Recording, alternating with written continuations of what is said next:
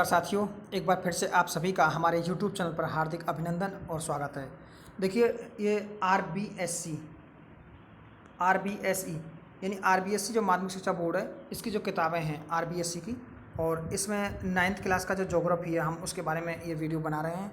तो इसमें भारत की जलवायु के संबंध में ये अपना 3rd वीडियो है, मतलब 9th क्लास का ये तीसरा वीडियो है। अगर आपने पहले हमारे 2 वीडियो नहीं देखे हैं तो वो ज़रूर देखना साथियों। अगर वो आप देखेंगे निश्चित रूप से, मुकम्मल रूप से आपको सारी बातें समझ में आएंगी। और देखिए, अपना जो चैनल है वो है जीके बाई विनोद सर। मैं बहुत कम आपको चैनल बताने की कोशिश करता हूँ। आप जितना हो सकता है आप वीडियो को देखें, मस्त रहें और अपने आगे आने वाले पेपर में तैयारी के लिए चुस्त रहें। अगला क्वेश्चन देखिए इसका। देखिए, राजस्थान में अधिकांश वर्षा किस मानसून से प्राप्त होती है? उत्तर पूर्वी मानसून, पश्चिमी विक्षोभ, दक्षिण पूर्वी मानसून और दक्षिण पश्चिमी मानसून। तो इसका उत्तर हो जाएगा दक्षिण पश्चिमी मानसून। तो ये अपने अपने मोस्ट और इम्पोर्टेंट क्वेश्चन था और अच्छा भी है। तो उत्तर हो जाएगा 4, दक्षिण पश्चिमी मानसून से। अगला क्वेश्चन, भारतीय संस्कृति के अनुसार ऋतुएं मानी गई हैं। देखिए, भारतीय संस्कृति के अनुसार ऋतुएं मानी गई हैं। तो भारतीय संस्कृति के अनुसार कुल 6 ऋतुएं मानी गई हैं। भारतीय संस्कृति की बात कर रहा है, अच्छे से समझ लेना टॉपिकों को। तो इसमें क्या आ जाएगा, एक आएगी वसंत। कौन सी आएगी? वसंत आएगी। दूसरी आएगी ग्रीष्म आ जाएगी, ग्रीष्म। और तीसरी आएगी वर्षा। चौथी आएगी शरद। पांचवी आएगी शीत। और छठवीं आएगी हेमंत। तो कुल मिलाकर के ये 6 भारतीय संस्कृति के अनुसार ऋतुएं मानी गई हैं, 6। अगला क्वेश्चन, मानसून शब्द अरबी भाषा के किस शब्द से बना है? मौसम। देखिए, मानसून शब्द अरबी भाषा के मौसम शब्द से बना है, जिसका अर्थ होता है पवनों की दिशा में उलट जाना या पलट जाना। अगला देखिए, मावठ की वर्षा होती है वसंतकालीन, शीतकालीन, ग्रीष्मकालीन, सामान्य वर्षा। तो ये एक शीतकालीन वर्षा है मावठ। देखिए, शीतकाल भूमध्य चक्रवातों से होने वाली वर्षा, और भूमध्य चक्रवाती से होने वाली वर्षा, शीतकाल में होने वाली वर्षा, ये साथी सब मावठ है। और चक्रवातों से होने वाली वर्षा मावठ कहलाती है। इस सब का मतलब एक ही होता है। भूमध्य सागरीय चक्रवाती वर्षा किस फसल के लिए लाभप्रद है? तो ये शीतकाल में होती है। और शीतकाल में कौन सी फसल होती है? रबी की फसल। तो रबी के लिए उपयुक्त रहेगी। अगला क्वेश्चन, प्रायद्वीपीय भारत में उत्तर पूर्वी मानसून से वर्षा किस राज्य में होती है? देखिए, प्रायद्वीपीय भारत में उत्तर पूर्वी मानसून, देखिए मानसून आता है जून के महीने में, लौटता जो है यह है अक्टूबर नवंबर में। ध्यान रखें, लौटते हुए मानसून को उत्तर पूर्वी मानसून बोलते हैं। और लौटता हुआ मानसून सर्वाधिक वर्षा करता है तमिलनाडु में। अगर साथियों इसमें तट पूछता है तो हो जाएगा कोरोमंडल तट। क्लियर है? अगला क्वेश्चन देखिए। तो मालाबार तट के पास होने वाली वर्षा को किस नाम से जाना जाता है? तो काल बैसाखी, फूलों की बौछार, आम्र वर्षा। देखो, जो मालाबार तट के पास होने वाली वर्षा को किस नाम से जाना जाता है? वो हो जाएगा आम्र वर्षा। किस नाम से? आम्र वर्षा। देखिए, वो वर्षा आमों को पकाने में सहायक होती है। काल बैसाखी तूफानी बरसात से प्रभावित होने वाला राज्य, तो पश्चिम बंगाल। साथियों, असम भी है। क्या है? असम भी है इसका उत्तर। तो पिछली बार रीट में ये प्रश्न पूछा गया था और उसमें दोनों ऑप्शन दिए गए थे। तो जिनका दोनों ऑप्शनों में से कोई भी था उसका उत्तर सही मान लिया गया था। अगला क्वेश्चन, फूलों वाली बौछार किस राज्य में होती है? इस वर्षा से कहवा उत्पादक क्षेत्रों में फूल खिल जाते हैं। ये आता है तमिलनाडु, आंध्र प्रदेश और कर्नाटक। तो साथियों, कर्नाटक होगा। देखिए, अगला प्रश्न देखिए। अगला प्रश्न है, भारत की कुल वर्षा का कितना प्रतिशत भाग दक्षिण पश्चिमी मानसूनों से होता है? तो इसका लगभग 90%, कितना? 90% भाग जो है वो दक्षिण पश्चिमी मानसूनों से ही होता है। अगला क्वेश्चन देखिए, जलवायु को प्रभावित करने वाले कारक, समुद्र तल से ऊंचाई, समुद्र से दूरी, अक्षांश स्थिति, पर्वतों की स्थिति, पर्वतों की दिशा, पवनों की दिशा, उच्च स्तरीय वायु संचरण। तो साथियों, इसका उत्तर हो जाएगा सभी, ऑल ऑफ देम।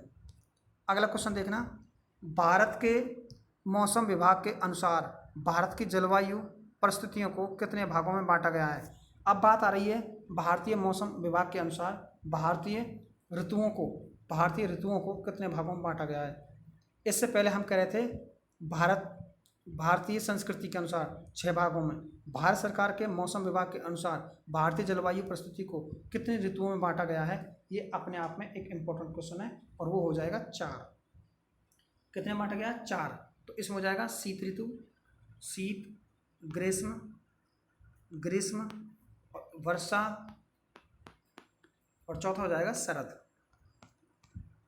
ध्यान रखें भारतीय संस्कृति के अनुसार इन्हें 6 भागों में बांटा गया है और भारत सरकार के मौसम विभाग द्वारा के अनुसार इन्हें 4 भागों में बांटा गया। ये इंपॉर्टेंट टॉपिक है।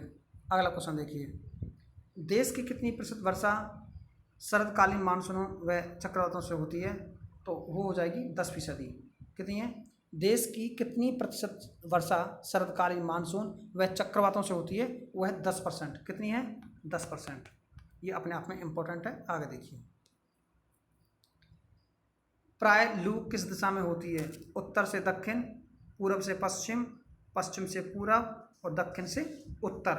तो लू किधर होती है ये आपको जानना है। तो आंसर हो जाएगा 3, पश्चिम से पूरब की ओर।